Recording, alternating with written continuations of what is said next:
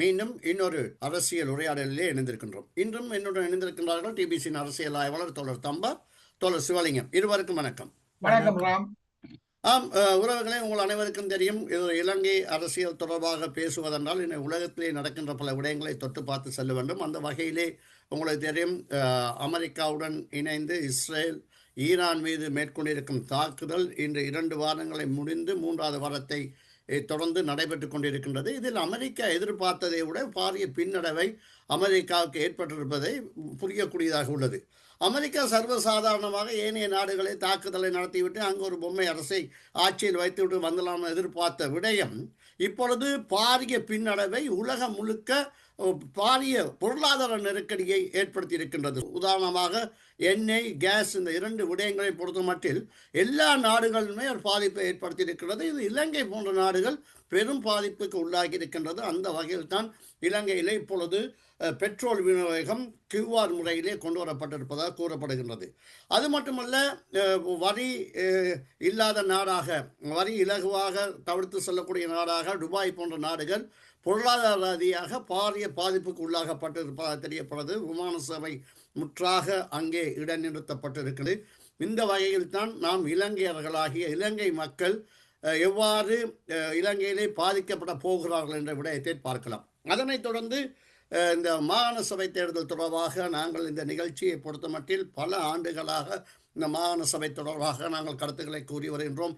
மாகாண சபை தேர்தலை நடத்த வேண்டும் என்று கூறி வரணும். கூடுதலாக இந்த மாகாண சபையிலே அதிக அக்கறை எங்களுக்கு என்னென்றால், நாங்கள் அதில் நேரடியாக சம்பந்தப்பட்டு அதை நேரடியாக கண்டு வந்தவர்கள் ரீதியில் மாகாண சபை தேர்தலுக்கான அழுத்தங்களை கொடுத்து வந்தோம். இப்பொழுது சிவில் அமைப்பு எதிர்க்கட்சிகள்லாம் ஒன்றிணைந்து உடனடியாக மாகாண சபை தேர்தலை நடத்த வேண்டும் என்று கேட்டிருக்கின்றன. குறிப்பாக கரு ஜெயசூரிய போன்றவர்கள் கடுமையான அறிக்கைகளை இன்று அரசாங்கத்துக்கு விடுத்திருக்கின்றார்கள். வடகிழக்கிலே 9 வருடங்களாக இந்த மாகாண சபை தேர்தல் நடத்தப்படவில்லை, இது அந்த மக்களுக்கு செய்கின்ற ஒரு அநியாயம் என்று கூறியிருக்கின்றார்கள். எனவே இந்த மாகாண சபை தேர்தலை நடத்தி அதற்கான அதிகாரங்களை வழங்கும்படி கரு ஜெயசூரிய போன்றவர்கள் கேட்டிருக்கின்றார்கள். அதேவேளை இப்பொழுது புதிதாக வந்திருக்கின்ற விடயங்களை பொறுத்தால் வெளிவிவகார அமைச்சர் விஜித் ஏரத் அவர்கள் கூறியிருக்கின்றார், செவ்வாய்க்கிழமை பாராளுமன்றம் கூடும் பொழுது இந்த மாகாண சபை தொடர்பாக விசேட அறிவிப்பொன்றை விட இருப்பதாகவும், அத்துடன் அந்த செயற்கை, அதாவது இந்த மாகாண சபை தொடர்பாக தெரிவுக்குழுவின் கூட்டிருப்பதாக கூறப்பட்டிருக்கின்றது. எதிர்வரும் ஜூன் மாதத்துக்கு முன்பு தேர்தல் தொடர்பான விரிவான திகதி அறிக்கைகளை வெளியிட இருப்பதாக கூறியிருக்கின்ற அதே வேளை இந்த வருட இறுதிக்குள் இந்த மாகாண சபை தேர்தல் நடத்தலாம் எனவும் தெரிவித்திருப்பது ஒரு ஆரோக்கியமான விடயங்களாக இருக்கின்றது. உண்மையிலே இலங்கை அரசாங்கத்தை இப்பொழுது இருக்கின்ற அரசாங்கத்தில் எதிர்பார்த்த விடயங்களை விட ஊழல் தொடர்பாக பல்வேறு குற்றச்சாட்டுகள் முன்வைக்கப்படுகிறது.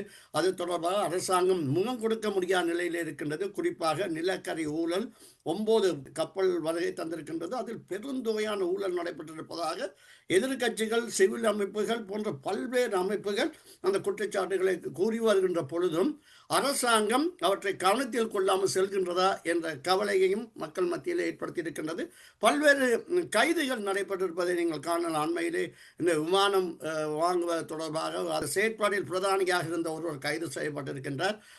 அவர் நேரடியாகவே $2 மில்லியன் கையூட்டல் செய்ததாக அறிவித்திருக்கின்றார். எனவே அவர் கைதும் முக்கியமாக விடயமாக பார்க்கின்றது. அந்த வகையில் தான் சிவலிங்கன் அவர்களால் இன்று நடைபெறுகின்ற இந்த யுத்தம், அதாவது ஈரான் மீது அமெரிக்கா இணைந்து மேற்கொள்ளப்படுகின்ற தாக்குதல் எந்த வகையிலே பெரிய பாதிப்பை சர்வதேச ரீதியாக ஏற்படுத்தி இருக்கின்றது, இலங்கை மக்களுக்கு இது எவ்வாறு பாதிப்பை ஏற்படுத்தும், பல்வேறு குற்றச்சாட்டுகளை இப்பொழுது வைக்கின்றார்கள். அரசாங்கம் இன்னும் இந்த வரி விதிப்புகளை நீக்கி இந்த நேரத்தில் சர்வதேச முதலீடுகளை பெற்றுக்கொள்ள முயற்சி செய்ய வேண்டும், அதனூடாக இலங்கையின் பொருளாதாரத்தை கட்டி எழுப்பதற்கு வாய்ப்பாக இருக்கும் கூறப்படுகிறது. எவ்வாறு நீங்கள் இந்த நிலைமையை பார்க்கின்றீர்கள்? உண்மையில் இது ஒரு முக்கியமான விவாதமாக இருக்கிறது. ஏனெனில் 2022ஆம் ஆண்டு இலங்கை வங்குரோத்து நிலையை அறிவித்த பிற்பாடு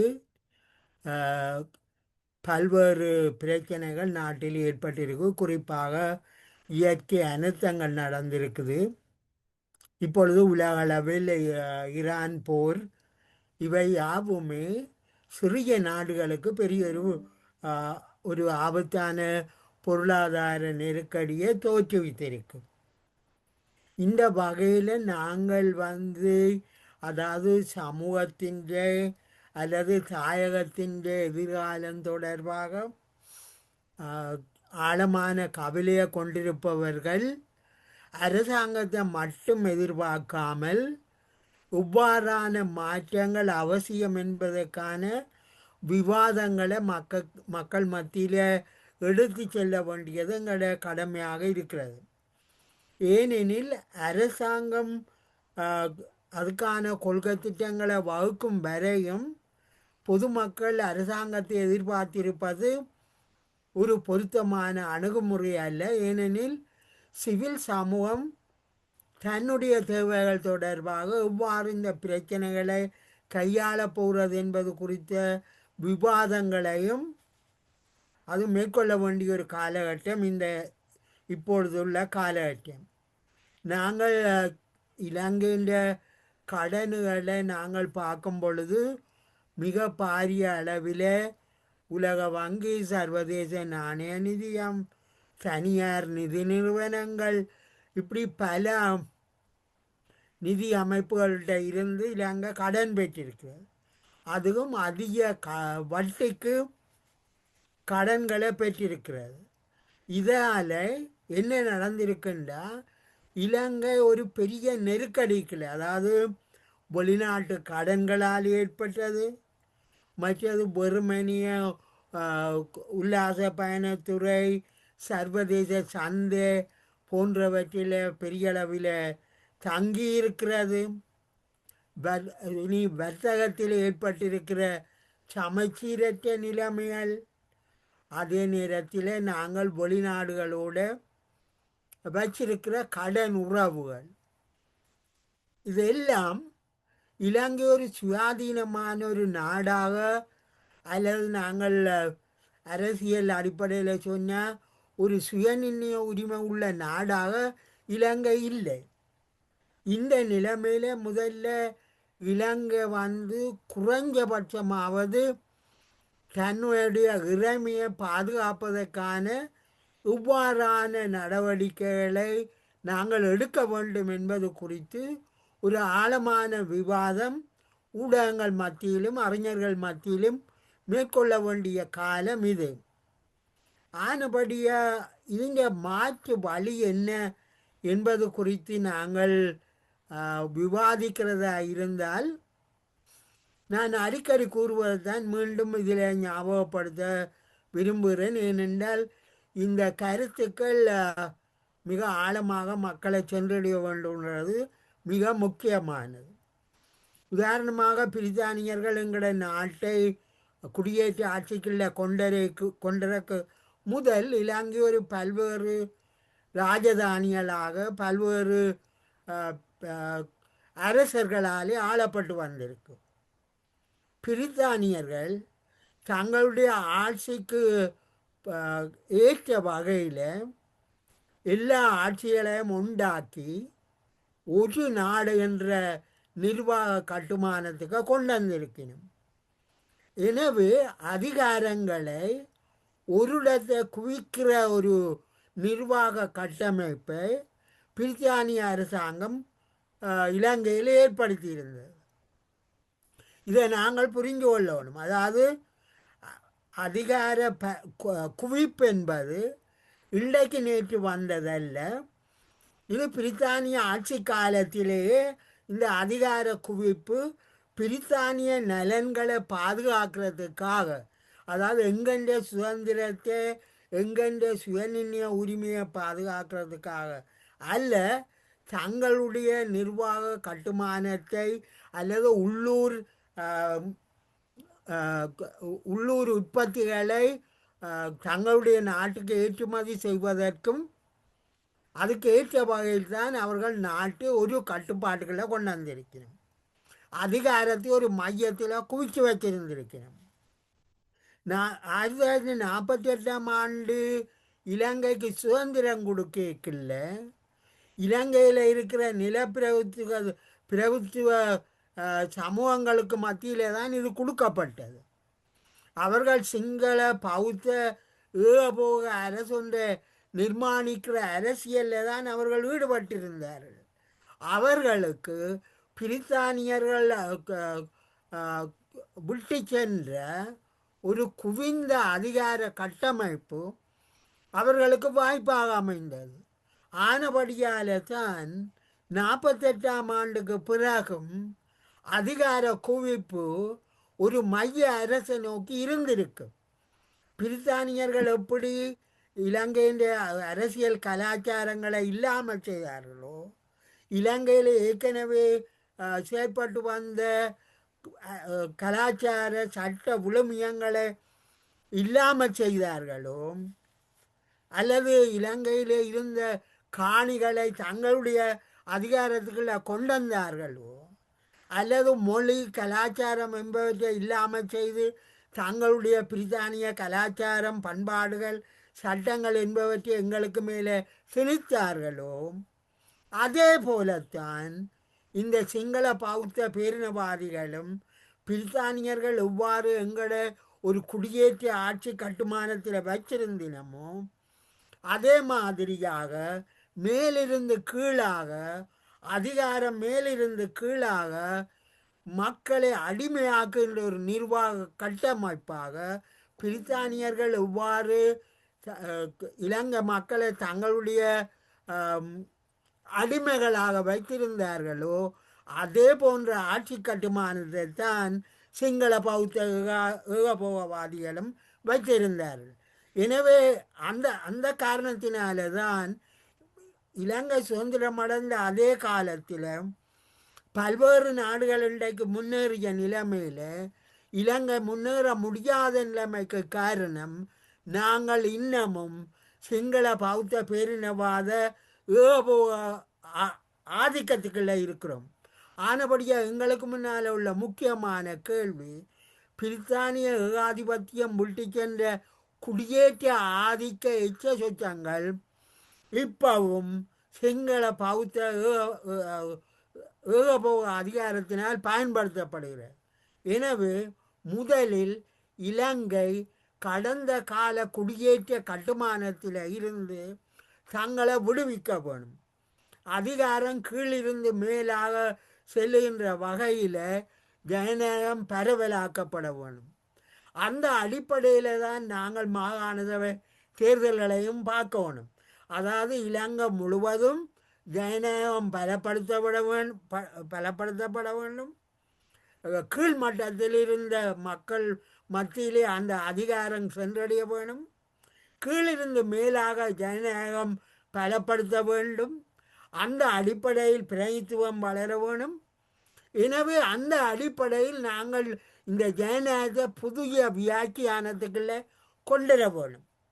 அந்த அடிப்படையில் நாங்கள் நோக்கினால், நான் இது ஒரு உங்களுடைய மத்தியிலே ஒரு விவாதத்துக்காக வைக்கிறேன். அதாவது ஜனநாயகம்ன்றது கடந்த காலங்களில் மேலிருந்து கீழாக சிங்கள பௌத்த பேரினவாத ஆதிக்கத்தின் கருவியாக பயன்பட்ட இலங்கை அரச கட்டுமானம் எதிர்காலத்தில் இனவாதத்துக்கு எதிராக இன நல்லுறவை கட்டுவதற்காக புதிய ஜனநாயகத்தை நோக்கி கீழிருந்து மேலாக நாங்கள் ஜனநாயக கட்டுமானங்களை பலப்படுத்த வேணும். அந்த அடிப்படையில் தான் நாங்கள் இந்த மாகாண சபை தேர்தல்களை பார்க்க வேணும். மாகாண சபை தேர்தல்கள், பிரதேச சபை தேர்தல்கள், இப்பொழுது கூறப்படுகின்ற பிரஜாசக்தி அமைப்புகள் எல்லாமே கீழ்மட்டத்தில் ஜனநாயகத்தை பலப்படுத்துவதாக அல்லது பங்கு பற்றும் ஜனநாயகம், பார்ட்டிசிபேட்டரி டெமோக்ரஸி என்று சொல்லப்படுகின்ற பங்கு பற்றல் ஜனநாயகமாக அது மாறும். ஆனபடியாக நாங்கள் இது எப்படி கூறலாம் என்றால், நாங்கள் இப்பொழுது ஒரு 2வது குடியரசு கட்டுமானத்தை தோற்றுவிப்பதற்கான பணியில் ஈடுபடுவதாக கூறி நாங்கள் ஜனநாயகத்தை புது விளக்கத்துக்குள்ளே கொண்டு போகணும். அதாவது இலங்கை முழுவதும் தேசிய நல்லிணக்கம் தோற்றுவிக்கப்பட வேணும். தேசிய நல்லிணக்கம் தோற்றுவிப்பதற்கான அரசியல் கட்டுமானங்கள் அவசியம். அந்த அடிப்படையில் தான் நாங்கள் மாகாண சபைகளை தோற்றுவிக்கணுமே தவிர சில பிரிவினவாத சக்திகளினுடைய சூழ்ச்சி அரசியலுக்கு இலக்காகின்ற வியாக்கியானங்களை நாங்கள் முற்றாக துளை தெரிய வேணும். ஏனென்றால் இப்பொழுது இலங்கையில் அமைஞ்சிருக்கிற அரசாங்கம் இனவாதத்துக்கு எதிராக, மேற்குலக ஆதிக்கத்துக்கு எதிராக புதிய அரசியல் கட்டுமானம் ஒன்றை தோற்றுவிப்பதற்கான முயற்சியில் இறங்கி இருக்கு. எனவே இந்த புதிய ஒரு சமூக மாற்றத்தை நோக்கிய அரசியலை நாங்கள் தொடர்ந்து பேசுவது அவசியம். அது ஊடகங்களின் பணி, அரசியல் ஆய்வாளர்களின் பணி, அரசியல் கட்சிகளின் பணி என்று கூறக்கொள்ள விரும்புகிறேன். உறவுகள் கேட்டுக்கொண்டிருப்பது டாக் டு டிவிசியின் அரசியல் உரையாடல்.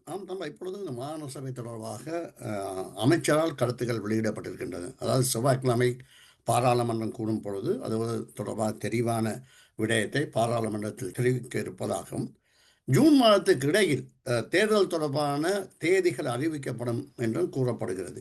இது இப்பொழுது ஏற்பட்டிருக்கின்ற பல்வேறு தரப்பின் அழுத்தத்தையொட்டி அரசாங்கம் எடுக்கின்ற முடிவாக பார்க்கலாம், அல்லது அரசாங்கம் கூறுகின்றபடி இந்த வருட இறுதிக்குள் தேர்தலை நடத்துமா? வணக்கம், அனைவருக்கும் வணக்கம். அரசாங்கம் தேர்தல்களை இந்த வருட இறுதிக்குள் நடத்தணும்ன்றது ஒரு $1 மில்லியன் கொஸ்டின். அது ஒரு பெரிய ஒரு கேள்வியாக இருக்கின்றது. இந்த அரசாங்கம் தேர்தல் நடத்துவதா அதுக்கான உண்மையான நடவடிக்கைகள்ல ஒரு வருடத்துக்கு மேலாக எந்த முயற்சியும் எடுக்கவில்லை. கடைசியாக கடந்த ஜனவரி மாதம் 6ஆம் தேதி பாராளுமன்றத்தில் தெரிவுக்குழு ஒன்றை அறிவித்தது. அந்த தெரிவுக்குழு அங்கத்தவர்கள் அறிவிக்கப்பட்ட நிலையில் பிப்ரவரி மாதத்தில் இன்று வரைக்கும் அந்த தெரிவுக்குழு முதலாவது அமர்வு கூடவில்லை என்றது தெரியும், எல்லோருக்கும் தெரியும். இன்னும் அது விஜித கரத்தின் தலைமையில் இருக்கக்கூடிய அந்த தெரிவுக்குழு இன்னும் கூடவில்லை. இரண்டாவதாக இன்றைக்கு அழுத்தங்கள், எதிர்கட்சிகளின் அழுத்தங்கள் எதிர்கட்சிகள் இந்த அரசாங்கத்துக்கு எதிராக அவர்களுக்கு வேறு எதுவும் சொல்ல இயலாமல் அவர்கள் தங்களது அரசியல் லாபத்தை மாத்திரமே முதன்மையாக கொண்டுதான் இந்த தேர்தல், மாகாண சபை தேர்தல் நடத்த வேண்டும் என்ற கோரிக்கையை முன்வைக்கிறார்கள் என்பதை எல்லோருக்கும் தெரியும். இலங்கையில் இந்த தற்போதுள்ள எதிர்கட்சிகள் அனைவரும் ஒன்று திரண்டு ஒரு அணியில் நிற்பதாக கூறுகின்றார்கள். அதிலும் இன்னும் ஒரு திட்டவட்டமான முடிவுகளை எட்டப்படாவிட்டாலும் அவர்கள் கூறுவது போல் அவர்கள் ஒன்று திரண்டு நிற்பது இந்த அரசாங்கத்துக்கு எதிரான தங்களது செல்வாக்கு வலயம் அதிகரிக்கப்பட்டிருப்பது என்பதை நிரூபிப்பதற்கான ஒரு சந்தர்ப்பமாக பார்க்கிறார்களே ஒழிய மாகாண சபையின் மீது அக்கறை கொண்டு அவர்கள் செய்யவில்லை. கடந்த 9 வருஷங்களாக மாகாண சபைகள் இல்லாமல் இருக்கின்றன. இந்த எதிர்கட்சிகள் சொல்லப்படுபவர்கள் அந்த காலகட்டங்களில் அவர்களால் தான் இந்த மாகாண தமிழ் விடுதலை கூட்டமைப்பு உட்பட எதிர்கட்சிகளினால் தான் இந்த மாகாண சபை தேர்தலே பின்பற்றப்பட்டு வருகின்றது என்பதும் எல்லோருக்கும் தெரியும். அது ஒருபுறம் இருக்க, தற்பொழுது அழுத்தம் என்று சொல்வதால் பலவிதமான கருத்துக்கள் கட்சி அரசியலுக்கு அப்பால் இருந்து கரஜேஸ்வரியா போன்றவர்கள் சமநீதிக்கான இயக்கம் என்ற ஒரு பெயரில் கொழும்பில் நடந்த ஒரு பெரிய கூட்டம் ஒன்றில் மிக விரிவான ஒரு அறிக்கை ஒன்று சமர்ப்பித்திருக்கிறார். அவர்கள் இந்த அரசாங்கம் காலதாமதமின்றி மாகாண தேர்தல் நடத்த வேண்டும் என்று கேட்டிருக்கிறார்கள். அது மாத்திரம் இல்லாமல் எதிர்கட்சி சஜித்தின் கட்சியை சார்ந்த மருத்துவ பண்டாரை யாழ்ப்பாணத்தில் நேற்று சென்ற வாரம் மாகாண சபை தேர்தல் பற்றி பிரஸ்தாபித்திருக்கிறார். மனோ கணேசன் கொழும்பில் ஒரு பேசிய ஒரு கூட்டத்தில் இதை பற்றி பிரேரித்திருக்கிறார். இதுல என்ன குறிப்பா அவதானிக்கப்பட வேண்டிய விஷயம் என்னன்னா, மருத்துவ பண்டாரா, மனோ கணேசன், நிசாம் காரியப்பர், சாணக்கியன் போன்றவர்கள் இந்த பாராளுமன்ற தெரிவுக்குழுவில் இருக்கின்றார்கள். இந்த தெரிவுக்குழுவை கூட்டுவதற்காக பாராளுமன்றத்திலோ வெளியிலோ எந்த விதமான அர்த்தமுள்ள அழுத்தத்தை கொடுத்ததாக தெரியவில்லை. ஆனால் அவர்கள் எல்லோரும் சேர்ந்து கூட்டத்துடன் சேர்ந்து கூறுகிறார்கள். ஆகவே இந்த மாகாண சபை தேர்தல் என்ற விவகாரம் நீங்கள் முதல் ஆரம்பத்திலே குறிப்பிட்டது போல இந்த மாகாண சபை தேர்தல் விவகாரம் எல்லோருக்கும் தெரியும். பிரிவினவாதிகள், தேசியவாதிகள் என்று சொல்பவர்கள் ஆரம்பத்திலிருந்து மாகாண சபையை எதிர்த்து வந்தவர்கள். அவர்கள் மாகாண சபை தேர்தல் வேண்டாம் என்பதில் அக்கறையாக உள்ளவர்கள். அனைத்து தமிழ் கட்சிகளும் இன்றைக்கு அது சம்பந்தமாக எந்தவித அழுத்தத்தை கொடுக்காமல் தான் இருக்கின்றார்கள். அவர்களுக்கு அவர்களது கூடி கதைக்கும் பொழுது அவர்கள் சமஷ்டி, ஒரு பிரிவினவாத அரசியல், முற்றுமுழுதான ஒற்றை ஆட்சியை நீக்கப்பட வேண்டும், சமஷ்டி முறையிலான புதிய ஜாப்பு ஒன்று தேவை, சுயநிர்ணயம் அங்கீகரிக்கப்பட வேண்டும், இவ்வாறான நடைமுறைக்கு சாத்தியமில்லாத அரசியல் ஜாப்பில் இடம்பெற சாத்தியமே இல்லாத விடயங்கள் பற்றி தான் பிரஸ்தாபிக்கின்றார்களே ஒழிய மாகாண சபை தேர்தல் பற்றி அவர்கள் கேட்கிறார். நாங்கள் இந்த நாட்டின் ஒற்றுமைக்கும் ஜனநாயகத்தின் அடிப்படையாக இருப்பதும் அரசியல் சாப்பின் ஒரு அம்சமாக இருப்பதும் நாட்டின் நீதித்துறை சட்டமாக்க அதிகாரம் மக்களின் இறமையையும் பாதுகாப்பதற்காகவும் இந்த அரசியல் சாப்பின் பிரகாரம் இந்த மாகாண சபை தேர்தல்கள் நடத்தப்பட வேண்டும் என்று நாங்கள் மீண்டும் மீண்டும் திரும்ப திரும்ப சொல்லி வந்திருக்கின்றோம், சொல்லி வருகின்றோம். ஆனால் இன்றைக்குள்ள எதிர்கட்சிகள் கோருவது ஒரு நல்ல விஷயமாகத்தான் பார்க்கப்பட வேண்டும். ஆனால் தேர்தல் கமிஷனரின் கூற்றுப்படி தேர்தல் கமிஷனர் கூறியிருக்கின்றார், இந்த பாராளுமன்ற தெரிவுக்குழு கூடி முதல் அமர்வில் இருந்து 3 மாதத்திற்குள் அவர்கள் இந்த அறிக்கையை சமர்ப்பிக்கப்பட வேண்டும். அதாவது மார்ச் மாதம் 31ஆம் தேதிக்கு முன்னர் இந்த பாராளுமன்ற குழுவின் தெரிவுக்குழு முதலாவது அமர்வு அமர்ந்தால், இன்று வரை அமரவில்லை, அதற்கான எந்த விதமான எதிர்கட்சிகள் சார்பில் இருக்கக்கூடிய நான் ஏற்கனவே உரிய மனோகணேசன், சாணக்கியன், நிசாம் காரியப்பன், மத்துவ பண்டார போன்றவர்கள் கூட அது பற்றி ஆக்கபூர்வ நடவடிக்கை எதுவுமே எடுத்ததாக வெளியே பத்திரிகைகளுக்கு சொல்லுகிறார்கள் ஒழிய பாராளுமன்றத்திலோ அல்லாட்டி அந்த தெரிவுக்குழுவை கூடுவதற்கான என்ன நடவடிக்கை எடுத்தார்கள் என்பது யாருக்கும் தெரியாத நிலைமைதான் இருக்கிறது. ஆகவேதான் இந்த அப்படி இந்த மாதத்துக்குள் கூடினால் விஜய் ஹேரத் அவர்கள் நீங்கள் கூறியது போல சொல்வது போல 3 மாதத்துக்குள் அந்த அறிக்கை சமர்ப்பிக்கப்பட வேண்டும். அந்த அறிக்கையில் புதிய தேர்தல் முறையை பற்றி, அதாவது வீதாசார முறைப்படி தேர்தல் நடத்துவதா கலப்பு முறைப்படி தேர்தல் நடத்துவதா என்ற விவரத்தை அவர்கள் தெளிவாக ஆராய்ந்து அறிவிக்க வேண்டும். அந்த விடயம் கலப்பு முறை தேர்தல் நடத்துவதாக இருந்தால் அது நடைமுறையில் ஒரு வருடத்திற்கு நடத்துவது சாத்தியம் இல்லை என்று எல்லோருக்கும் தெரியும். ஆகவே வீதாசார முறையில் தேர்தல்கள் நடத்தப்பட வேண்டும், அதாவது பழைய வீதாசார முறையில் தேர்தல் நடத்தப்பட வேண்டும். அவ்வாறு செய்வதற்கு பாராளுமன்றத்தில் 2017ஆம் ஆண்டு கொண்டு வரப்பட்ட தேர்தல் திருத்த சட்டம் செல்லுபடி ஆகாது என்ற ஒரு பிரேரணை மூலம் வந்து அந்த 2017ஆம் ஆண்டு தேர்தல் திருத்த சட்டத்தை செல்லுபடியற்றதாக்க வேண்டும். அதற்காகத்தான் பாராளுமன்றத்தில் தனிநபர் பிரேரணை கொண்டு வரப்பட வேண்டும். அவ்வாறு ஒரு தனிநபர் பிரேரணை கொண்டு வருவதாக இருந்தால் அது ஆளுங்கட்சியினரால் தான் முடியும். அவர்களுக்கு தான் 153 எம்பிக்கள் இருக்கின்றார்கள், அவர்களால் தான் முடியும்.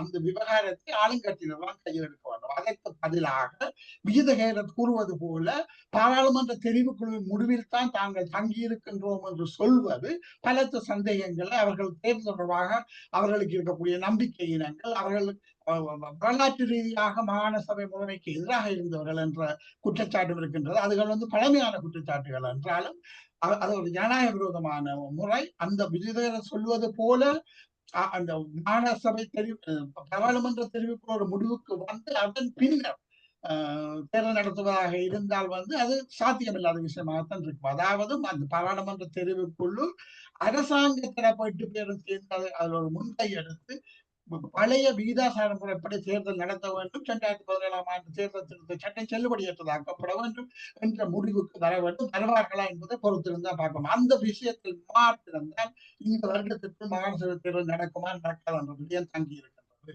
மற்றையெல்லாம் காலம் கிடைத்துவதற்காக சொல்லுவார். அது மாத்திரமாக இதற்கு இன்னும் ஒரு விஷயத்தை சொல்லுகின்றார். தற்பொழுது புலம்பெயர் மக்கள், ஸ்ரீலங்கன் சிட்டிசன்ஸாக புலம்பெயர்ந்து இருப்பவர்கள் வந்து மத்திய இலக்கு நாடுகள் என்றாலும் சரி, ஐரோப்பிய அமெரிக்க நாடுகள் என்றாலும் சரி, புலம்பெயர்ந்து இருக்கக்கூடிய இலங்கை பிரஜா உரிமை கொண்டவர்களுக்கான வாக்குரிமை அதற்கான ஏற்பாடுகளும் திருத்தங்களும் வந்து கையுடன் செய்யப்பட வேண்டும். அவ்வாறு செய்யும் பட்சத்தில் வரப்போகின்ற மாகாண சபை தேர்தல் அவர்களும் வாக்களிக்கக்கூடியதாக இருக்கும் என்றும் இதை சொல்லி இருக்கிறார். ஆகவே இவர்கள் இந்த சட்டத்தை எந்தெந்த மாதிரி சிக்கலாக்க முடியுமோ, எவ்வாறு காலத்தை இழுத்தடிக்கலாமோ என்ற சந்தேகம் எழுவது தவிர்க்க முடியாது என்பதை நாங்கள் கூறி வைக்கத்தான் வேணும், அதாவது அவதானம் செலுத்த வேண்டும். மற்றபடி வடக்கு கிழக்கை பொறுத்தவரையில் ஒவ்வொரு தினம் அவர்கள் பல அபிவிருத்தி திட்டங்கள் அறிவிக்கப்படுகின்றது. அவர்கள் எல்லாம் தேர்தலை நோக்கி போவதற்கான அறிகுறி என்றால் சொல்லப்படுகின்றது. சொல்லிங்க அவர் குறிப்பிட்டது போல வந்து ஜேவிபி கட்சி தனது ஒரு பலமான பிரஜாசக்தி என்ற ஒரு அமைப்பின் ஊடாக வந்து அரசாங்க நிதியில் கிராம சேவகர் மட்டத்தில் வந்து ஒவ்வொரு கிராம சேவகர் மட்டத்திலும் ஒவ்வொரு கிராம சேவகர் பிரிவிலும் 20 உறுப்பினர்களை தாங்களாக தெரிவு செய்து நியமித்து பிரதேச சபைகளுக்கு, உள்ளூராட்சி சபைகளுக்கு நிகரான அபிவிருத்தி முந்தைய அரசாங்கங்களும் கட்சி அடிப்படையில் தான் செயல்பட்டு வந்தன. வடக்கில் வசந்தம் என்று சொல்லப்பட்ட விடயமா இருந்தாலும் சரி, அதுக்கு பிறகு கம்பரெலியா போன்ற திட்டங்கள் வந்தாலும் சரி, அரசாங்கம் தனது தேர்தல் இலக்குகளை கொண்டுதான் செயல்பட்டு வந்தது. அதில் இன்னொரு இன்னொரு வடிவமாக இது இருந்து விடக்கூடாது. ஒரு அடிப்படை மக்களின் ஜனநாயகத்தை பலப்படுத்துவதாக இருக்க வேண்டும் என்பதில் அக்கறை இருந்தாலும் அரசாங்கம் நடந்து கொள்ளும் முறை பிரஜாசக்தி என்பது தன்னுடைய கட்சியை பலப்படுத்துவதற்கான நடவடிக்கைகள் ஈடுபடுகின்றது என்ற குற்றச்சாட்டு பலமாக இருக்கின்றது. அதை பொறுத்திருந்து பார்க்க வேண்டும். ஆக இந்த பின்னணியில் தான் அரசாங்கம் இதை நினைத்து அரசாங்கமாக இதை திருத்தினாலுடைய தாங்களாக முன்வந்து செய்தாலுடைய தமிழ் கட்சிகளை பொறுத்தவரை அவர்களுக்கு அக்கறை இல்லை என்பது தெளிவாக தெரிகிறது. தமிழ் கட்சிகளை அனைத்து சார்பில் ஒரே ஒரு தமிழரசு கட்சி உறுப்பினர் தான் பாராளுமன்ற தெரிவுக்குள் இருக்கின்றார். அவர் இது பற்றி எதுவுமே கதைக்கவில்லை. பல ஆயிரம் விடயங்களை பேசிக் கொண்டிருக்கின்றார். ஆனால் இது பற்றி கதைக்கவில்லை என்பது எல்லோருக்கும் தெரியும். ஏனைய கட்சிகள் அண்மையில் கூடிய போது கூட மாகாண சபை தேர்தல் கொடுத்த முக்கியத்துவத்திலும் பார்க்க சுயாட்சி, சுயநிர்ணய உரிமை, சமஷ்டி அரசியல் ஜாப்பு போன்றவை பற்றி தங்கள் கவனத்தை செலுத்திக் கொண்டிருக்கின்றார்கள் என்பது எல்லோருக்கும் தெரியும். சில வேளைகளில் வடக்கு கிழக்கை பொறுத்த வரையில் அரசாங்கத்தினது அதிகரித்து வரும் செல்வாக்கு, பிரஜாசக்தி போன்றவற்றில் தொடர்ச்சியாக அறிவிக்கப்பட்டு வரும் அபிவிருத்தி திட்டங்கள், பிரஜாசக்தி போன்ற அமைப்புகள் பலப்படுத்துவதன் மூலம் ஏற்கனவே ஒரு அனுர ஆதரவு அலையினால் வெல்லப்பட்ட இடங்களுக்கு பதிலாக இடதுசாரிகள் என்பவர்கள் மற்றவர்களெல்லாம் அந்த அனுர ஆதரவு அலையில் ஏறி அதில் சவால் செய்ய விழிக்கின்றவர்கள் எல்லோரும் ஒரு பக்கம் இருக்கு. கட்சி NPP கட்சியாக, JVP கட்சியாக தன்னை பலப்படுத்திக் கொண்டு வருகின்றது தெரிகின்றது. ஆகவே தேர்தலுக்கான வாய்ப்பு அவர்கள் வெல்லாவிட்டாலும் கணிசமான இடங்களை பெறுவதற்கான சந்தர்ப்பங்கள் இருக்கின்றன.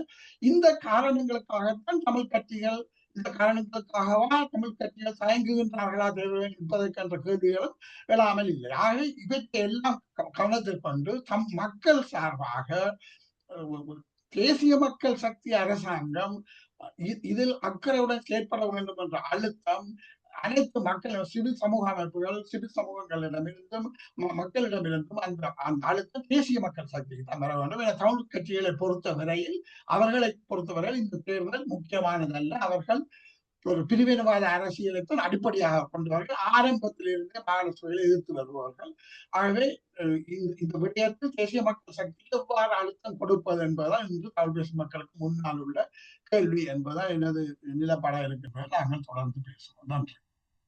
உறவுகள் இதுவரை கேட்டது டாக் டு டிபிசியின் அரசியல் உரையாடல். மீண்டும் இன்னொரு நிகழ்ச்சியில் சந்திப்போம் உறவுகளை. நன்றி, வணக்கம். It's time to celebrate. Phyllis, foresight, dream of tomorrow and wonderful things to come.